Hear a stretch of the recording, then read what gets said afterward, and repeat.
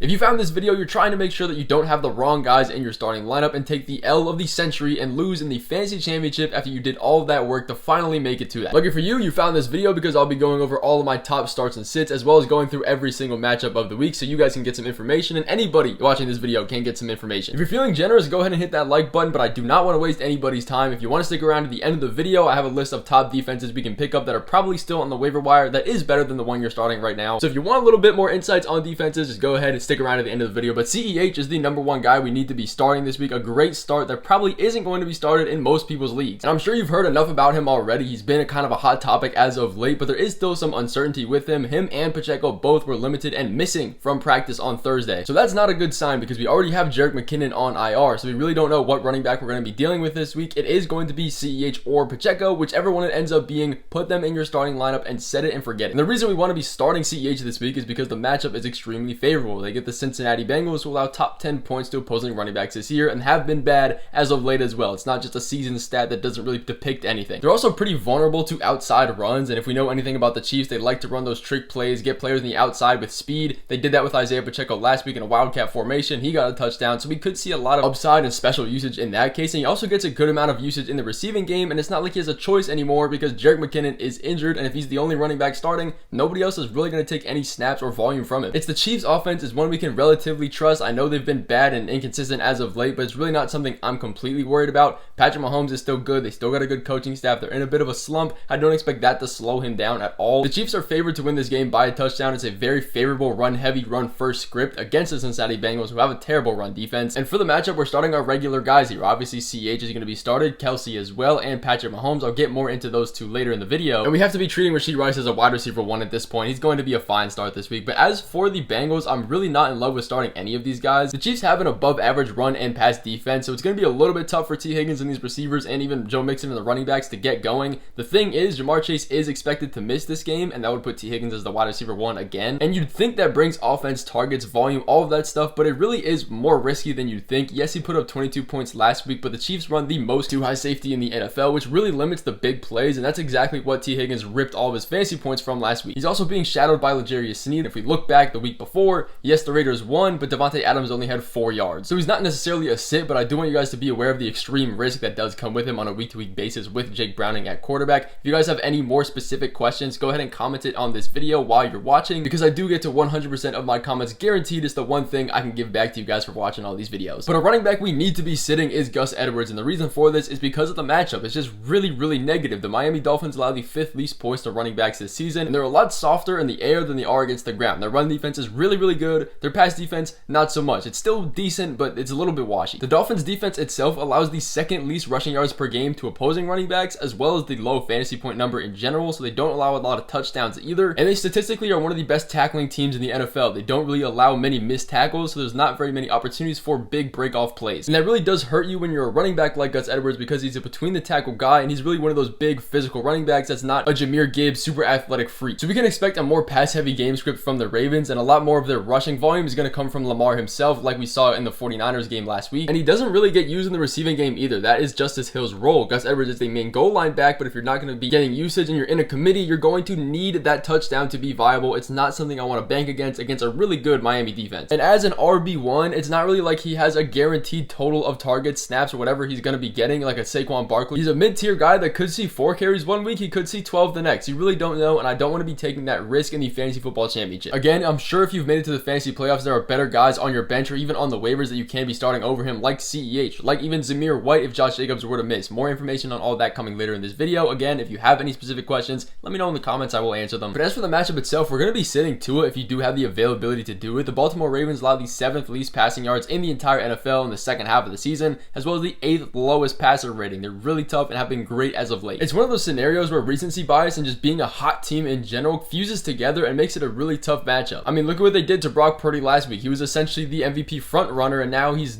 4th, 5th, 6th down the list. Jalen Waddle has been ruled out, so obviously we're going to be sitting him. Make sure to get him out of your starting lineups. But Tyreek Hill, obviously we're going to be starting him every single week, but now there's no Jalen Waddle, so there's going to be more targets going his way. Yes, the Baltimore defense is really tough, but if Tua's targets are going to go anywhere, it's going to be Tyreek Hill, and he always has a great upside of scoring a touchdown every single week in general. Mostert, I would start as well. He is dealing with a little bit of injury, so monitor that situation. Achane, I'd probably leave on my bench. And for the Ravens, you're sitting everybody outside of Lamar Jackson, Isaiah Likely, and even Zay Flowers. But looking into a wide receiver we need to be starting this week is Romeo Doubs. He is a little bit lower down the tier list of guys we can be starting in flex plays, but he still needs to be started this week in a great matchup against the Minnesota Vikings. They allow the 23rd most points to wide receivers. And the good thing about him and why we were adding him off waivers last week and throughout the entirety of the season really is because these wide receivers can't stay healthy. This week, Christian Watson and Dontavian Wicks were out missing from practice on Thursday. Jaden Reed was limited in practice. There is a real situation where we don't have a good amount of these wide receivers, and it's just Romeo Doubs and maybe Jaden Reed. And in games without Christian Watson this year, Romeo Doubs is leading the team in first read targets. That pretty much means Jordan Love is looking for Romeo Doubs first as he's going through his progressions, which is a good thing because it typically means more targets, more opportunities, more yardage. He's seeing a good field time, and on that field time, he's running a really high number of routes, which is good to see when you have 4 capable wide receivers in this Packers offense. It's just a great all-around matchup. They are really weak over the air, especially over the top in big plays. They are one of the best teams in big plays allowed, but if all of these wide receivers were to come back and be healthy, I probably wouldn't be starting Romeo Doubs. I would still have him over guys like Gus Edwards, but still monitor the situation. Again, ask me any questions. I got you guys in the comments. Love is a fine start as well if you do have him. The one thing that does hold me back from really just having full trust in him is that the Minnesota Vikings do have one of the best, if not the best pressure rate in the NFL, which is going to be tough. He's going to have to make a lot of quick decisions, whatever. It's not something I'm really worried about, but it is a little bit of a negative. That's really it though. Jordan Love can be started. As for Aaron Jones and AJ Dillon,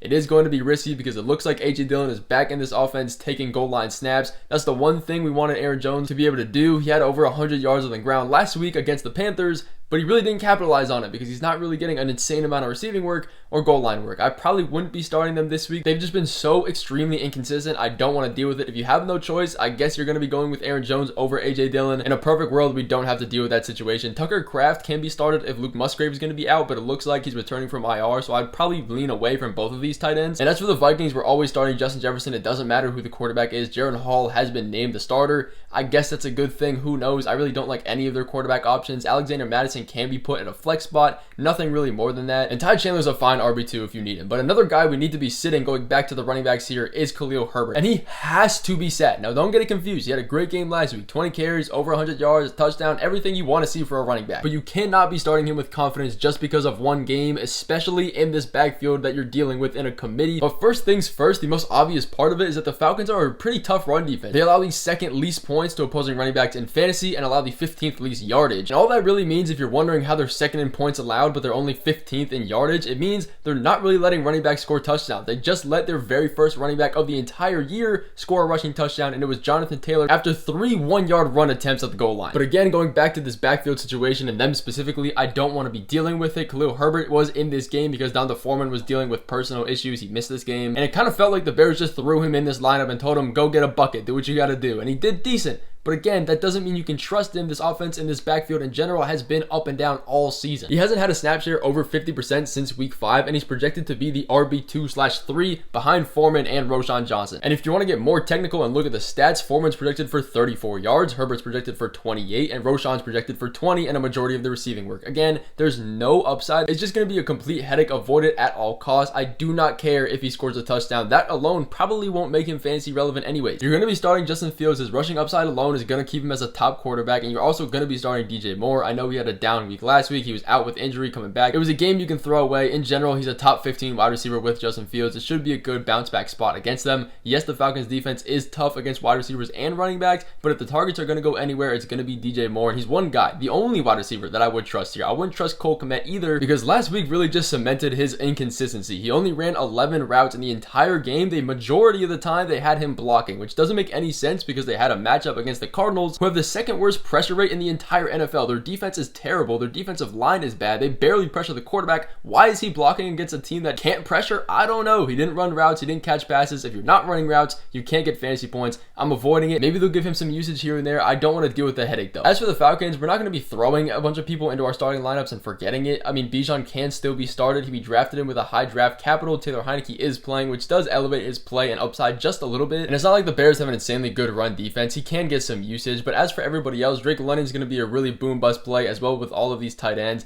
The tight ends in Kyle Pitts and Jonnu Smith do get a boost when Taylor Heineke is playing. It's just not something I want to deal with. But a wide receiver I really do love and I want you guys to get into your starting lineup at any cost is Nico Collins. He gets a matchup against the Titans who allow the 28th most points to wide receivers adjusted this season. And they've had some good history against them. In Week 15 when they played the Titans the first time, Nico Collins was out of this game, but Noah Brown, the next up wide receiver, had 11 targets for 8 catches, 80 yards or something and a touchdown. A really, really good game. And it's not really hard to tell that Nico Collins is a better receiver than Noah Brown, so he should do even better because, again, we have no Tank Dell. Nico Collins is the clear-cut wide receiver 1. He dominates in first read targets, and a lot of people will be a little bit hesitant on him because he was bad with Davis Mills. On Davis Mills snaps, he saw 1 target out of 32 attempts for him. The good news is CJ Stroud should be back. He cleared concussion protocol. It's a really good chance that he does play. CJ Stroud coming back into this offense makes Nico Collins a clear-cut top 15, even top 10 wide receiver this week in a great matchup, and it's a 43-point total, so it should be higher scoring. I expect that to go up if CJ Stroud does get cleared. The Titans' outside corners is their weakness of their defense, and that's exactly where Nico lines up and gets a lot of his work, so it is a really good spot for Nico to be great. This offense is very dynamic. We kind of forget how good it is because we haven't seen CJ Stroud in a couple weeks. But as for the rest of the matchup, Dalton Schultz needs to be sat. You might look at all this information and think, well, he must be a good option as well.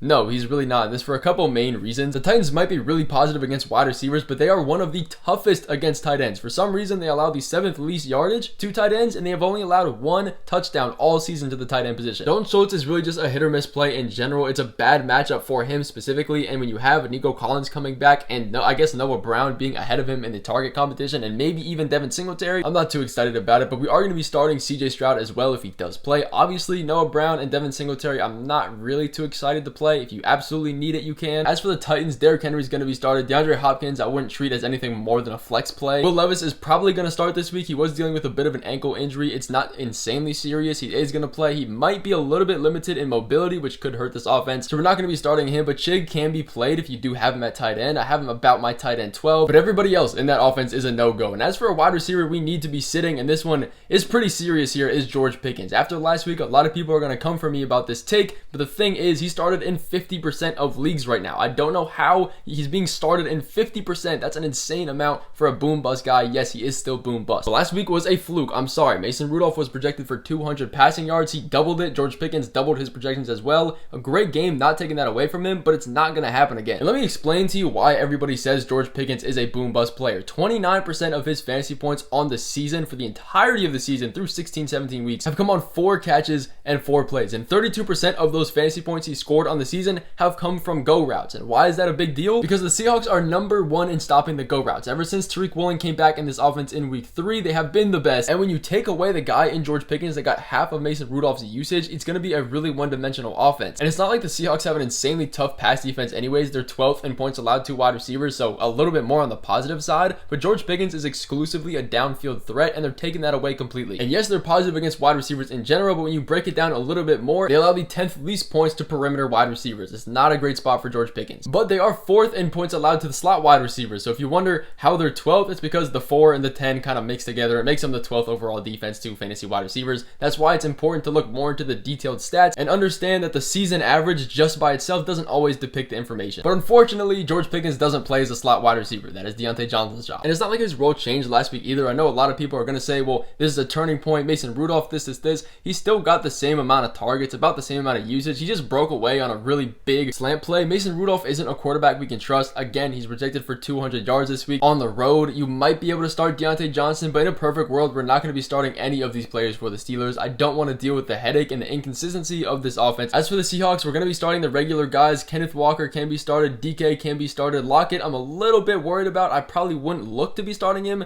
Jason, I would start over him, but still, those two guys aren't really strong plays. But if you're not starting DeAndre Swift, I have to make this really quick PSA. You're asking to lose a league, and I'm only going to talk about it for a second because I hope most of you guys are playing him, but I see a lot of start-sit questions with DeAndre Swift in it. He got his first touchdown since week 11, and that could be a good or bad thing, but it looks like his usage is back. Over the last 2 weeks, he saw 18 and 20 carries on top of the receiving work that he does already get, and the reason for that is because he's had really positive matchups. In that 2-week stretch, they got the Seahawks and the Giants, which are really positive run defenses. They allow a lot of points, and now they get the Cardinals, who allow the most rushing yards per game in the NFL, and they're second in points allowed to running backs. Again, it's just a really good matchup for DeAndre Swift. In the game game script should follow his usage. The Eagles should be up big. They're favored by 12 points, and if we know anything about these game lines, the fantasy points are going to follow. So if they're up really big, they're not going to need to keep passing. DeAndre Swift should get a lot of work and a lot of rushing attempts. And even if the Eagles were to continue to be lackluster, DeAndre Swift would still be viable if this game was closer, because he does get usage in the receiving game to give him a higher floor. So you're going to be starting your regular guys here, even if there is blowout potential in AJ Brown, Devonta Smith, and Jalen Hurts. And Kyler Murray is really the only guy we can be starting on the Cardinals outside of Trey McBride. Obviously, I will get to him later in the video, but please go ahead and sit the Patriots wide receivers. I hope none of you guys have them in your starting lineup. I'm going to say this in one breath because it should be pretty obvious. None of these wide receivers are averaging more than 6 fantasy points a game, and there really is no wiggle room against the Bills, who have been a more positive defense as of late, especially against the wide receivers. Romeo Doubs is the only wide receiver in this entire team to ever top a wide receiver 24 finish, and he was the wide receiver 24. There is absolutely no upside. If you've watched any of the Patriots games this year, it only runs through Zeke and sometimes Hunter Henry when the team does good and gets a touchdown. He's not a guy I can be trusting. Sneak peek, he's not going to be started this week. Sit him at every cost. Bailey Zappe's only projected for 200 passing yards. Again, he's going to make an interception, make a mistake. It's just something he does every single week, but Hunter Henry is a guy we need to be sitting at all costs. On top of the offense just absolutely being atrocious, the Bills allow these 6 least points to opposing tight ends. They are really tough and tight in allowing points to these positions. Zeke should be started. He's going to continue to be the only offense coming from this Patriots offense, but as for Dalton Kincaid looking into a next player here, he has to be sat. I do not care who your starting tight end is. Please sit Dalton Kincaid for a few key reasons. His snaps and field time and everything in between has absolutely plummeted since Dawson Knox has come back, and it makes sense. We knew this was going to happen. Ever since he returned, he was the tight end 23, tight end 80, and tight end 50 in 3 weeks. And you might think, oh, it should be a good spot against the Patriots. They're a bad team, but no, they allow some of the least points to tight ends this year. Actually, the second least points, to make that exact. And his red zone targets and downfield targets have been absolutely, I guess, non-existent. I can't even say cut in half because they don't exist. If you don't get field time, you're not running routes. He's seen a 40% snap share over the past 2 weeks, and it is plummeting. Don't get him in your starting lineups. He really doesn't have any upside. I don't know why fantasy websites are projecting him for like 7-8 points. I don't understand that. He doesn't get red zone looks anymore. He doesn't get any kind of looks anymore. Get him out of your starting lineup. We're starting Josh Allen, and we're going to be starting Stefon Diggs as well. I know a lot of people are worried about him. A lot of people have been sitting him as of late, which has proven to be a good thing, but if we're ever going to start him, it's going to be this week. And I'll get more into that later in this video, but James Cook, again, he's going to be started. And we are going to be sitting most of the players on the Commanders. Jacoby Brissett has been named the starter over Sam Howell, but guess what? Now Jacoby Brissett is dealing with a hamstring injury. He might not even play. But specifically, do not start Antonio Gibson. I would say any of these running backs, but it doesn't look like Brian Robinson is going to play, and Chris Rodriguez has just been placed on IR. So that makes Antonio Gibson the clear-cut RB1 on this team, and you might look at that and say, well, he has to be started now. He's an RB1. He's got to get usage. The running work has to come from somewhere. If you want to beat the 49ers, you got to be good on both sides of the ball, whatever. No. The 49ers are one of the toughest teams to run against. They allow the 12th least points to opposing running backs this year in fantasy, but they're also allowing some of the least yardage to running backs this year. But even with Antonio Gibson being the RB1, it really isn't like it means anything, because Ron Rivera and this Commanders team has tried everything to get him out of this offense. When Ryan Robinson went down, they put in Chris Rodriguez, a rookie. He outsnapped Antonio Gibson in some of his first games. And if you believe in any kind of superstitions, you can believe that Chase Young is coming for a sack and coming to wreak havoc on this Commanders team. The only way Antonio Gibson is going to return you value is if he gets an insane amount of targets and plays like a Breece Hall role and gets 12 targets or something. The only guy to be starting here for the Commanders is probably going to be Terry. Again, the 49ers, we're going to be starting everybody we can, the usual guys. But I do want to circle back to 2 no-brainer players we need to be starting. Some guys that a lot of people have been losing faith in, and I've been seeing a lot of start-sit questions about them. You don't have to worry about them. Stefon Diggs and Travis Kelce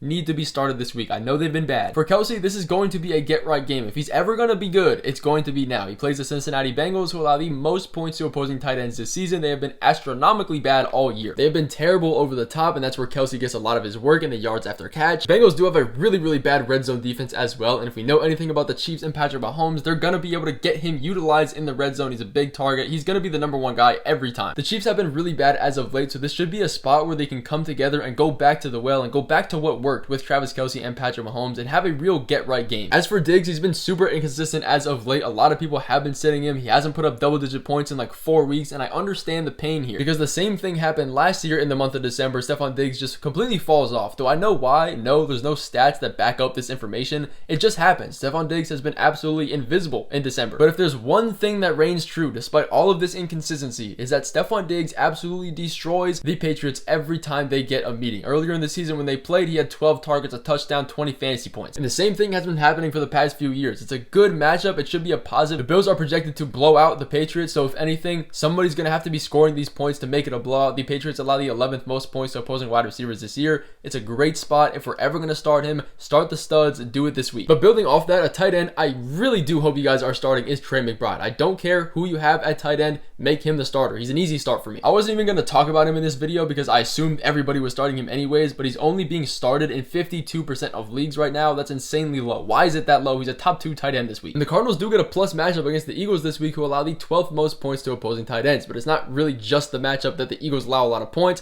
Darius Slay should be out again this week. Their secondary is atrocious, but he's the clear #1 target option for Kyler Murray. Ever since he was named the starter over Zach Ertz when he got injured, he's been averaging 9 targets a game. That makes him a tight end 2, and he is the tight end 2 this week. Marquise Brown is expected to miss this game again, his second straight, which means more volume, more opportunities for Trey MBride. He's really the only source of offense. Kyler Murray loves the checkdowns for Trey MBride in these tight ends, and he also runs some of the most routes out of the tight end position this year. So if you're going to be on the field running routes, you're going to be targeted a lot. It's just how it works. And it's going to be super pass heavy because the Eagles are projected to win by almost 2 touchdowns. The Cardinals are going to have to continue the pass volume to keep themselves competitive in this game, and all of that's going to come from Trey MBride. Please put him in your starting lineup. But moving into a quarterback we are looking to sit is Jared Goff, and this one is for a couple reasons, and a lot of people are going to be hesitant to do this, which I understand. He has been decent as of late, but it's just a terrible matchup. They're playing against the Cowboys, and this is a squad that other teams have kind of figured out how to beat as of late, and that way is to run the football. When you have some of the best runners and rushers in the NFL in Jahmyr Gibbs and David Montgomery, you're going to stick to that plan. They allowed just under 100 yards on the ground last week to the Dolphins and lost that game. The week before that, they allowed over 350 total rushing yards and like 200 to James Cook himself. So the Lions are going to stick to the run game, and that means Montgomery is going to be a start this week, as well as Jahmyr Gibbs. He's probably the best start this week because he gets usage in the receiving game. So even if this game were to be close or even favor the Cowboys even more and they go up big, Jahmyr Gibbs is going to be used either way in the receiving game and the run game. But the reason why this is bad for Jared Goff is because there's not much room for upside if you're not going to be passing a lot. And the really only way he's going to be started is if he gets 2 or more passing touchdowns this week. And I don't expect that to happen when you have the run game really working against the Cowboys. The Cowboys are the 5th toughest matchup for quarterbacks this year, and they allow the 10th least fantasy points, and it's just a really bad matchup all around. A lot of the Lions touchdowns have been coming from outside the red zone, and when you get in the red zone, they're going to be smashing the running backs. That's what they've been doing all season. If you look and watch these games, 90% of their red zone snaps are just directly handed off to Montgomery, do something with Gibbs. It's just what they do, and it works. We're not going to be starting him. We are going to be starting all of the running backs as well as most of the guys we start already on the Lions. All the Cowboys guys can be started except for maybe Brandon Cooks and Michael Gallup. But if I give you a quarterback to sit, I got to give you one to start, and Derek Carr is one of the best waiver wire quarterbacks this week. The waiver wire is extremely bare, but if you need a guy, he's probably going to be your best option. And that's because he gets a dream matchup against the Buccaneers, who allow the 2nd most points to opposing quarterbacks and wide receivers this year. They're extremely vulnerable over the pass. They're really good against the run,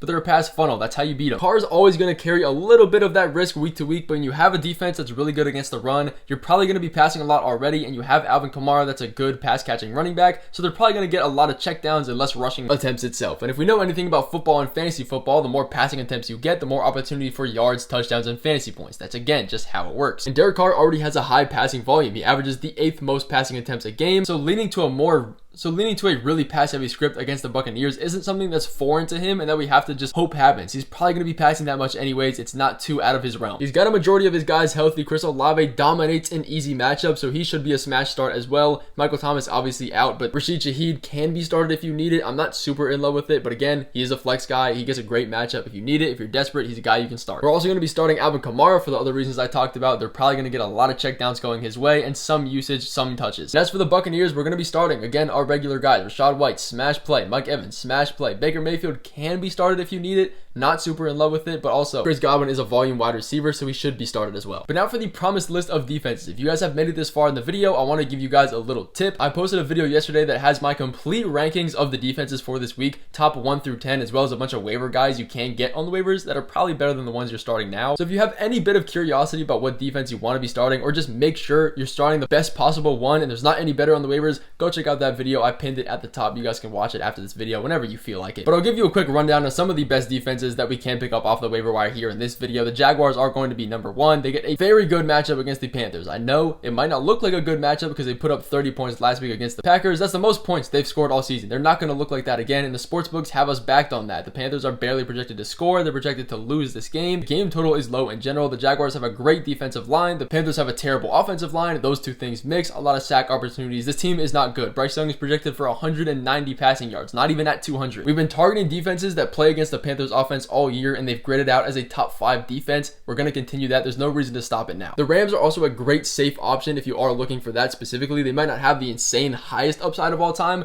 but they are safe because they get a matchup against the Giants, who are a terrible offense. They allow the 7th most points to opposing defenses. They have a great defensive line. Expect a lot of sacks on Tyrod Taylor. And they have a great run defense. If you can stop Saquon Barkley, you can essentially stop this entire team. The Seahawks are another great option. I would go in the order that I've listed them so far, but they get a matchup against the Steelers, who, again, I talked about it a little bit earlier. George Pickens is going to be locked down. The Steelers are not as good as they looked last week. They're a great option. They're a great defense you can't start. The Bengals defense is not the Seahawks. They're not going to allow that many points. The game total projections and sportsbook lines are way lower, back down to normal, and it should be that way. But that is going to finish off this video. I seriously appreciate you guys watching all the way through. I really do appreciate you guys sticking around with me through the entirety of this season. You guys are the true GOATs. Clap it up for you guys. I'm just here giving you guys the information. Again, if you haven't seen the video about the top defenses this week, go check it out. If not, it is what it is. You guys got free will, and I'll see you guys in the next video.